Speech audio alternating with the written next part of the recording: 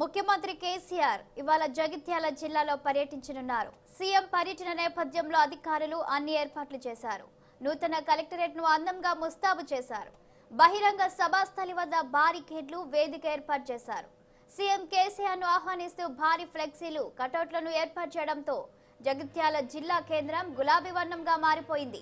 CM schedule ను గమనిస్తే మధ్యాహ్నం 12 గంటలకు సిద్దిపేట జిల్లా ఎర్రవెల్లి ఫామ్ హౌస్ నుంచి హెలికాప్టర్లో బయలుదేరి మధ్యాహ్నం 12:30 జగిత్యాల సమీకృత కలెక్టరేట్ ఆవరణలోని హెలిప్యాడ్కు చేరుకుంటారు.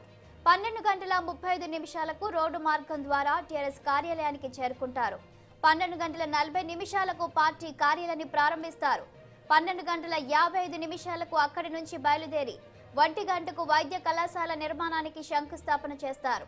అలాగే మధ్యాహ్నం 1:15 సమీకృత కలెక్టరేట్ ను ప్రారంభిస్తారు. అక్కడే జిల్లా అధికారులతో సమావేశమవుతారు.